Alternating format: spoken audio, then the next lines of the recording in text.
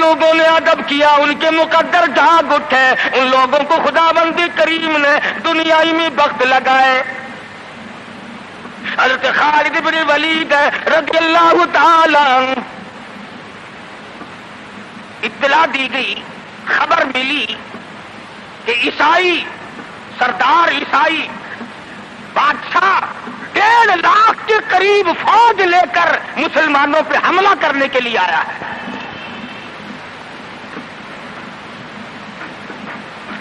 حضرت خالد بن ولید رضی اللہ تعالی عنہ کو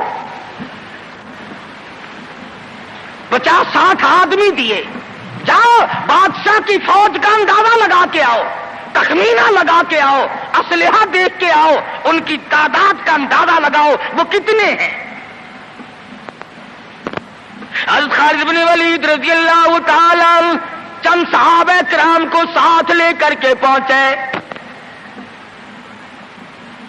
عیسائی بادشاہ کو پتہ چلا، اس نے حضرت خالد بن ولید رضی اللہ تعالی عنہ کو بلایا اور کہنے لگا کہ دیکھو جنگ اچھی چیز نہیں ہے، ہم سے صلح کر لو، ہم سے صلح کر لو۔ حضرت خالد فرمانے لگے صلح میں دیر کیا ہے، قول لا الہ الا اللہ محمد الرسول اللہ صلی اللہ علیہ وسلم، کلمہ پڑھ، مسلمان بن جا، میرا بھائی بن جا، جنت کا حقدار بن جا، میرے نبی کا غلام بن جا، اللہ کی توحید کا ماننے والا بن جا، ابھی تمام باتوں میں صلح ہو جائے گی۔ وہ کہنے لگا بڑا جلدی کلمہ پڑھا ہے، جیسے میں اکیلا بیٹھا ہوں، تو نے میری فوج دیکھی ہے؟ 1.5-2 لاکھ فوج لے کے آیا ہوں، کھا جائے گی میری فوج تمہیں۔ کلمے پڑھا رہا ہے۔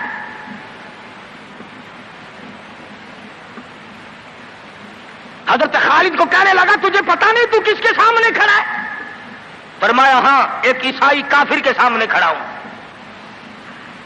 وہ کہنے لگا ہے کوئی جلاد؟ فوراً تلوار لے کر حاضر ہو گئے، کہا اس گستاخ کی گردن کاٹ مارو۔ حضرت خالد کے ساتھ 2 آدمی اور تھے، انہوں نے یہ نہیں کہا ہے جی اجی ہم تو یوں ہی بات کر رہے تھے جی، اجی آپ برہم ہو گئے، اجی حضور آپ ناراض ہو گئے۔ حضرت خالد نے یہ نہیں فرمایا کہ باہر والوں کو اطلاع کر دو، وہ 50-60 آدمی تو ہمارے ساتھ مل جائے۔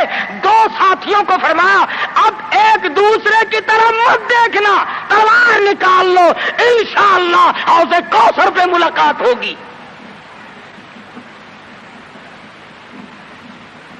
تین آدمی 1.5-2 لاکھ کے مقابلے میں ٹکرا گئے، یہ نہ سوچا کہ ہوگا کیا۔ حضرت خالد بن ولید رضی اللہ تعالیٰ عنہ اور 2 ساتھی اور تمام کافروں کی فوج میں گھر گئے، جنگ شروع ہو گئی۔ ابو عبیدہ بن جراح رضی اللہ تعالیٰ عنہ کے خام میں مدنی کریم صلی اللہ علیہ وسلم تشریف لائے، فرمایا ابو عبیدہ تو سویا ہوا ہے، میرا خالد گھیرے میں آ گیا۔ گھبرا کے اٹھے، شور مچایا، لوگوں جلدی کرو پہنچو، خالد گھیرے میں ہے۔ حضرت خالد کی بیوی ام تمیم سنتی ہے، کہنے لگی نہیں مجھے یقین نہیں آتا، میرا خالد گھیرے میں آنے والا نہیں، آ ہی نہیں سکتا۔ گھر میں کھڑی ہو کر چاروں طرف نظر مارتی ہے، دیکھتی کیا ہے؟ وہ ٹوپی جس میں امام الانبیاء محبوب کبریا حضرت محمد مصطفیٰ صلی اللہ تعالی علیہ وسلم کے منہ مبارک رکھے ہوئے تھے، وہ بھول آئے۔ ام تمیم کہتی ہے خالد تو ضرور گھیرے میں آ گیا، تیری ٹوپی یہاں رہ گئی۔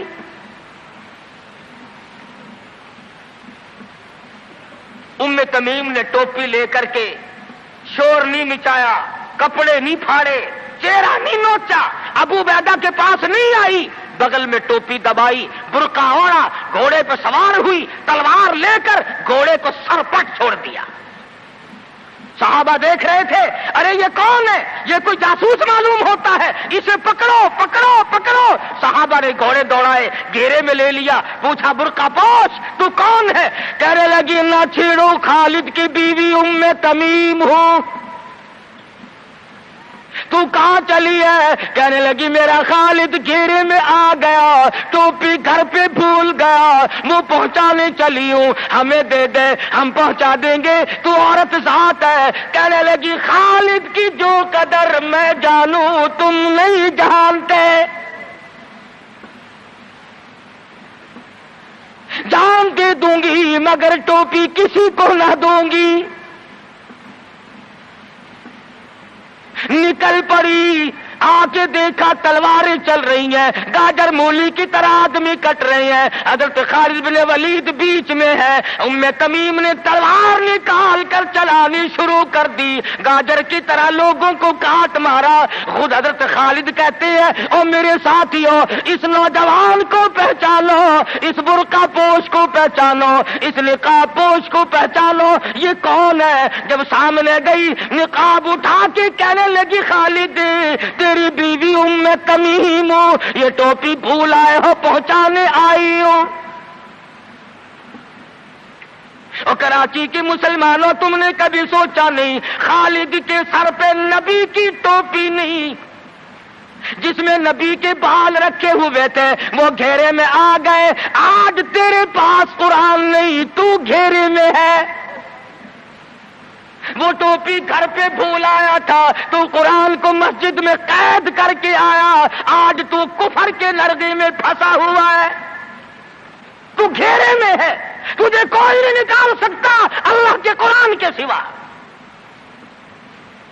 تم کتنی عسکری طاقت بڑھاؤ، تم تعداد بڑھا لو، تم چھوٹے بڑے زور لگاؤ، کتنی تم کوشش کرو، خدا کی قسم جب تک تم اللہ کا قرآن لے کر کے نہیں بیٹھتے اس وقت تک تمہارا گھیرا نہیں ٹوٹ سکتا۔ تم نے اللہ کے قرآن کو مسجد میں قید کر دیا۔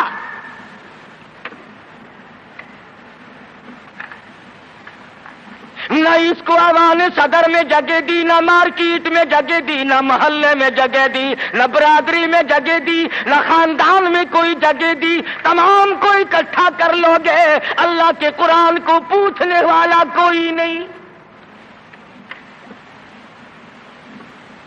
کون پوچھے؟ حضرت خالد تو صرف ٹوپی بھول کر آئے تھے، ہم نے قرآن ہی بھلا دیا، نبی کی سیرت کا آئینہ بھلا دیا۔ خدا کی قسم نبی نے امانت تمہارے سپرد کی ہے، میدان حشر برپا ہوگا اور اللہ کا پیغمبر کھڑا ہو کر تم سے مطالبہ کرے گا لاؤ میری امانت کہاں ہے۔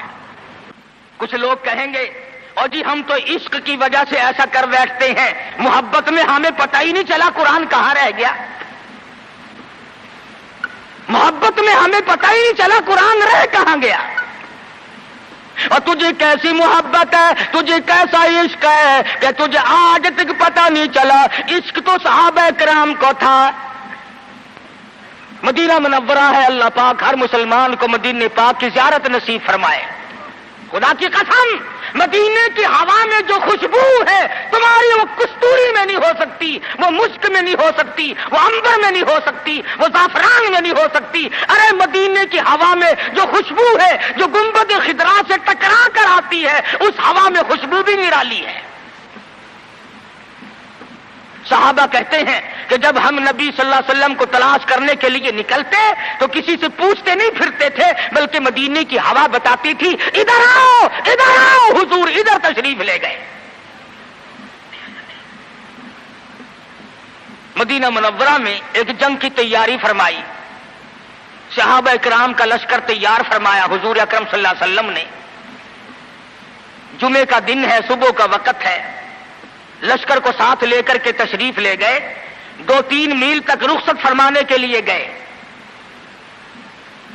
دعا کر کے واپس آ گئے، اللہ تمہیں کامیاب فرمائے۔ صحابی ہے حضور اکرم سب کہہ دو صلی اللہ علیہ وسلم کا۔ آؤ عشق کی بات تمہیں بتاؤں، حضور اکرم صلی اللہ علیہ وسلم نے روانگی کے وقت فرما دیا، توجہ کرنا، لشکر کو رخصت کرتے وقت فرما دیا اور میرے دیوانوں اور پروانوں اور میرے جانثاروں بات سنو، پہلی پہلے جھنڈا جعفر طیار رضی اللہ تعالیٰ عنہ کے ہاتھ میں دینا، پھر جھنڈا عبداللہ ابن روا کے ہاتھ میں دینا، پھر جھنڈا اسامہ بن زید کے ہاتھ میں دینا۔ حضور کے کلام کی مراد کو اگر صحابہ نہیں جانتے تو کون جانتا ہے؟ سمجھ گئے صحابہ کہ جعفر طیار شہید ہوں گے؟ یہ جو حضور نے فرمایا پھر اس کو دینا، پھر اس کو دینا، حضور صلی اللہ علیہ وسلم کے کلام کی، فرمان کی، ارشاد کی مراد اور منشا غرض و غائب صحابہ سمجھ گئے کہ جعفر طیار شہید ہوں گے، اور پھر عبداللہ بن روا بھی شہید ہوں گے، اور اسامہ بن زید بچ کے آئیں گے۔ صحابہ کا تجربہ تھا حضور کے کلام کو سمجھنے کے لیے۔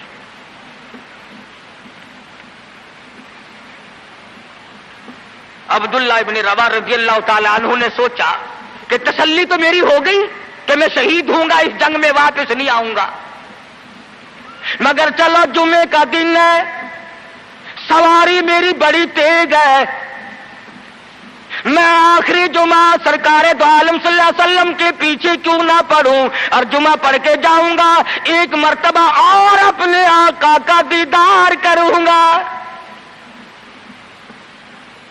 واپس مدینے میں آئے، گھر نہ گئے، بیوی بچوں میں نہ گئے، باغ و بہار میں نہ گئے، فصل باڑی میں نہیں گئے، لوگوں میں نہیں گئے، سیدھے مسجد نبوی میں تشریف لائے۔ جمعے کی نماز کے بعد مدنی کریم صلی اللہ علیہ وسلم سے سلام کیا۔ حضور نے فرمایا عبداللہ میں نے تو تجھے صبح رخصت کیا تھا لشکر کے ساتھ، تجھے صبح روانہ کر دیا تھا، تو چلا گیا تھا فوج کے ساتھ۔ عرض کیا یا رسول اللہ میرے ماں باپ قربان ہو جائیں، آپ کے فرمان سے میں نے یہ اندازہ لگایا کہ میں شہید ہو جاؤں گا، میرا یہ آخری جنگ ہے، یہ آخری جہاد ہے۔ میرے دل میں ایک بات آئی، آج جمعے کا دن ہے، اپنے آقا کے پیچھے جمعہ بھی پڑھوں، آخری جمعہ پڑھوں اور آخری دیدار کر کے جاؤں۔ اب تھوڑے سے مجھے آپ بول کے بتائیں عبداللہ ابن رواح کا یہ عشق ہے کہ نہیں؟ کوئی ڈر کی بات نہیں، کوئی خوف کی بات نہیں، بیوی بچوں کی محبت نے نہیں کھینچا، باغوں کو دیکھنے نہیں گیا، بچوں سے ملاقات کے لیے نہیں گیا، ارے حضور کا عشق ہے، کہتا آخری جمعہ، آخری دیدار، آخری ملاقات۔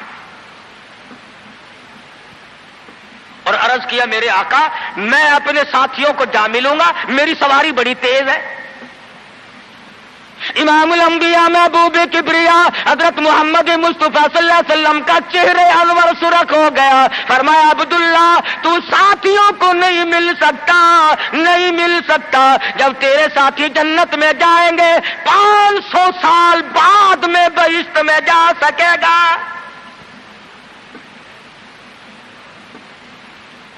کیوں؟ اس لیے چاہے تم عشق کے تحت آئے، محبت کی وجہ سے آئے، جذبے کی وجہ سے آئے، جمعے کے لیے آئے، میرے دیدار کے لیے آئے، میری ملاقات کے لیے آئے، جب میں نے رخصت کر دیا تھا میرے حکم میں تاخیر کیوں کی؟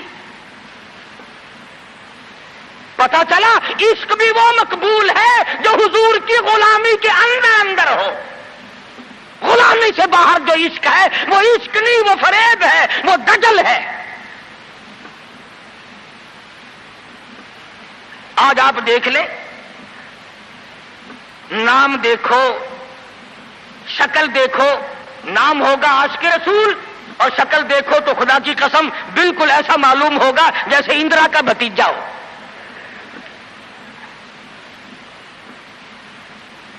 پہچان نہیں سکے گا آدمی۔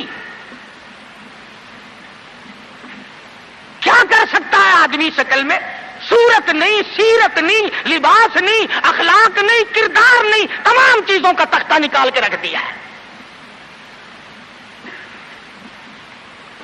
اور آج قوم اسی وجہ سے مصیبتوں سے دوچار ہے، وہ نرغے میں پھنسی ہوئی ہے، وہ نکل نہیں سکتی، وہ سہارا ڈھونڈ رہی ہے مادی قوت کا۔ حضور ناراض ہو گئے صلی اللہ علیہ وسلم۔ صحابی کہتے ہیں میں چاہتا تھا زمین پھٹ جائے، مجھے لقمہ بنا کر نگل جائے۔ صحابی کہتا ہے مجھے زندگی تلخ لگنے لگی، ہائے میرے آقا مجھ سے ناراض کیوں ہو گئے؟ عبداللہ بن روا تشریف لے گئے، گھر پھر بھی نہیں گئے، بال بچوں میں پھر بھی نہ گئے، اور جا کر کے جہاد میں شریک ہو گئے۔ 3 دن گزر گئے، کوئی چیز حلق میں نہ گئی، کمر سیدھی نہیں ہو سکتی تھی، جنگ سخت تھا، لڑائی شدید تھی، تلواریں چل رہی تھی۔ عبداللہ بن روا فرماتے ہیں مجھے بھوک لگی، سیدھا کھڑا نہیں ہو سکتا تھا، مجھے یاد آیا میرے تھیلے میں گوشت کے خشک ٹکڑے موجود ہیں، میں ان کو منہ میں لے کر ذرا چوسنے لگا، مجھے مدینے کا باغ یاد آیا، مجھے بیوی یاد آئی، مجھے اولاد یاد آئی۔ اے نبی کے دیوانے کا طرز زندگی دیکھ۔ صحابی کہتا ہے میں نے انگلی حلق میں ڈال کر وہ بوٹی باہر نکال دی، کہا اچھا میں تجھے کچھ کھانے کے لیے دینے لگا ہوں تو یہاں بیٹھ کر گھر یاد آیا، کھڑے ہو گئے اور فرمانے لگی اور میری بیوی اور تمہیں طلاق ہو، اور میرے باغ بہار جاؤ، اسلام کے لیے وقف ہو تم آج کے بعد میرے نہیں۔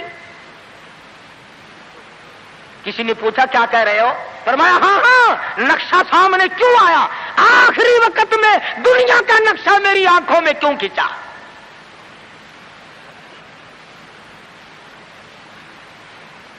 صحابی نے اپنے دل میں تصور بھی لانا اچھا نہ سمجھا، میری عاقبت خراب نہ ہو جائے، میری آخرت نہ بگڑ جائے۔ عبداللہ بن روا تلوار لے کر کھڑے ہو گئے۔ کسی نے لکھا 3 دن کا، بعض نے لکھا 5 دن کا بھوکا صحابی ٹکڑے ہو گیا۔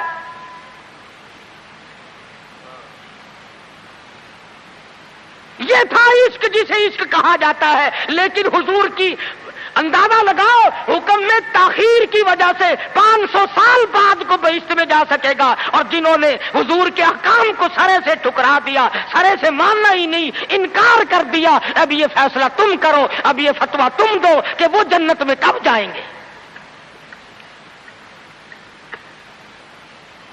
امام الانبیاء محبوب کبریا حضرت محمد مصطفیٰ صلی اللہ تعالی علیہ وسلم کے دیوانوں نے حد کر دی، پروانوں نے حد کر دی، جس صورت سے بھی ان کو لگایا گیا اسی صورت سے وہ آگے بڑھتے رہے۔